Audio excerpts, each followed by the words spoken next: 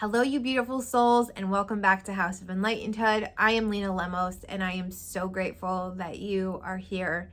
Today, we are talking about what it means to be a healer. Are you a healer? How do you become a healer? And before we get into it, I just want to say, please leave all your ideas of what it means to be a healer out the door. As you know, at House of Enlightenedhood, and part of my mission is to rewild spirituality in a way that brings it back home to us and separate from this capitalistic current paradigm that we exist in. In our current paradigm, the idea of healer has a very specific connotation. You are an energy healer. You are a Reiki master. You have the ability to heal people with your hands and your presence. And our current paradigm of spirituality makes us feel like being a healer in that sense, in that definition of the word, is the only option on this very linear path of our spiritual existence. So first of all, I'm here to call bullshit on all of that. I want you to know that you are a healer if you are healing yourself. I think there's a certain pressure when we are at the beginning of our path. We are seeing other people's journeys on social media. We are watching our friends awaken and step onto the path and get all these certifications. And we think that's the only way. These are all the things that I should be doing. In order to be credible and use my spiritual gifts, I have to have this certification or this title. Or the only next natural step after I step into this space is to become a coach. And again, here to call bullshit on all of that. If you are a healer just by healing yourself, what happens when you heal yourself? You become closer to your highest self. You become closer to who you really are. Who you really are you an energy healer? Is that your strongest gift? Is that how you are meant to serve the collective? Maybe, and maybe not. The thing about this current paradigm of spirituality that is intertwined with capitalism is that it's linear. There are very few choices of what we think we can become. Just think about the conveyor belt of our lives up until this point. You go to school, you get into a good college, you can get this degree and this degree and this degree to have this job or this job or this job. And there are already very well cultivated paths laid out for us. The thing about our spiritual awakening is that really kind of takes a bulldozer to all of those paths. And when we go inward and we start to do the work, we start to uncover that there are these things that call to us. Maybe there are things that when we were a kid, we loved to sing, or we love to draw, or we love working with animals, or we love just listening to the grass or the trees. But when we go on this conveyor belt of the matrix or the patriarchy or the current system, whatever you want to call it, what are we told? That's not a real job. You can't make money doing that. That's not what you're supposed to be doing. So then what do? We throw those dreams out the window. We tell ourselves they're not enough. We tell ourselves that they're silly. And sometimes we are blessed with those people in our life who tell us that we can do anything and that we can be anything. But that doesn't negate the fact that there is so much societal conditioning that goes into what we're supposed to be or become or be successful or have a job when we grow up. So when we step onto the spiritual path and we are beginning to heal, we're looking for answers, we're looking for people to help us, and we find this really cool online masterclass, or we see this person offering certifications or to become a teacher or a master of something. Isn't that really just the same thing, just with a spiritual facade on it? You're still going to school, you're still putting in your time and energy, paying someone else to get this certification that ultimately, in the grand scheme of the universe, means nothing. Right? That feels kind of weird to say out loud, but when you get to a certain point on your path, you begin to realize, why am I doing all these things? And if you watched my video about the seeds of wisdom and how we've already planted the seeds for our awakening to happen, we already know the things that are going to help our soul remember, that are going to help us expand. They aren't necessarily going to be, Ashley, the spiritual influencer's manifestation course that is going to awaken us to all our powers. It isn't necessarily going to be a Reiki certification. Sovereignty and reclaiming our spiritual path means taking a step back and saying, wait a second, what am I actually feeling called to? What are my gifts? What are my strengths? How can I actually serve?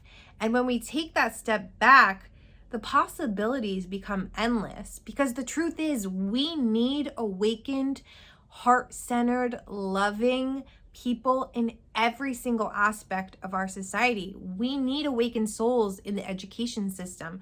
We need awakened souls in government, in technology, in sustainability, and food and farming. All those jobs that aren't necessarily spiritual, we need spiritual people in. That's how we shift society. That's how we shift the collective. That's how we shift the human consciousness. Yes, some of us are here to be teachers, to be healers, to be Reiki masters. There's a difference between becoming a Reiki master because energy healing comes easy to you and you feel called to serve in that way, and doing it just because you think it's the next rung on your spiritual ladder that capitalistic spirituality tells you that you have to climb. There's a big difference in doing it because you think you should and doing it because you feel called to. So just to share with you where I am on my spiritual path and how I'm grappling with this whole idea of what it means to be a healer, I love talking. I love making videos. I love having conversations. I love bringing people together. Are those really definitions of what the current paradigm tells us that a healer is? No. Absolutely not. But I was laying in bed the other night, and I've been struggling with this for the past few months because as House of Enlightenedhood has its own thing, and I really had to look in the mirror and say, what am I? Who am I? How can I serve? If I am leading a collective and a cooperative of healers, shouldn't I be a healer myself? I guess I can do auric healing. I'm kind of interested in Reiki, but am I really called to that? No. There are so many different ways to heal, and I just want to remind you that your unique signature frequency is how you're going to shift the collective. When you are purely in that, purely what lights up your heart, purely immersed in what brings you joy, that is your superpower. It may or may not be your typical spiritual healing modality, but that's the point. We are all here with our unique frequency, as I said, to shift the human collective, but only you know what your unique frequency is. So back to me, my frequency is my energy, being present, using my voice, the frequency of my voice, sound healing. Your voice, using your voice can be enough. Sharing your experiences. If your heart isn't in it, if it doesn't light your heart up, then it is not being true to who you really are, and it is not leveraging your superpowers. I was laying in bed the other night after I was doing a lot of journaling on this, and I love to just put on meditation music and lay in bed and just let my body vibrate to that frequency, and it was almost screaming at me. I'm very claircognizant, and I actually made a reel for this on Instagram, but this is the much longer explanation of this, that this is a PSA to all light workers. The whole point of us being more evolved souls, of doing this work, of coming home to ourselves, of remembering who we really are, the whole point is that in this understanding, we now get to create our own blueprint for our lives. We have broken free from the constructs that have kept us in these limiting beliefs, in these limiting systems. And once you break free, the possibilities, like I said, are endless. So why are you completing someone else's blueprint of how they're telling you that you should be spiritual or how you should serve? And are you really listening to what your heart is telling you? My heart is telling me, make more videos, speak more, make connections, and then show up in this community that you've cultivated and hold that space for them. And in doing that, that's enough. That is my gift. That is my purpose. And I don't have to go searching for these things that I think is going to make me more spiritual or a more credible spiritual teacher. Because the thing is, We are teachers just by leading by example, just by being present in your life and following your heart and following what lights you up. You are giving others permission to do the same. But I just want you to take a step back and think about the ripple effect of that. You are leading your life by your own design, fully in your light and in your heart space. And in doing that, someone else who you may or may not be conscious that is watching you do that now feels permission and validated and has the path to do the same thing. And now that they are doing that, as a result of you are doing that, that's another anchor of light in this earth. And now that they're doing that, someone that's watching them is seeing them doing that. And now that third person has the permission to also live in their light. So in living in your own light, and whether you know it or not, giving other people the permission to live in their light, you are radiating and multiplying your light just by holding your own, just by living in a way that lights you up. And who fucking cares if it's not what you've seen on Instagram or social media or in any of the courses that you've taken that told you this is what spiritual is, this is what a spiritual healer is, this is what a spiritual coach is, this is what a spiritual teacher is, because that's just someone else's perception. That is someone just regurgitating the same systems that we have just broken away from.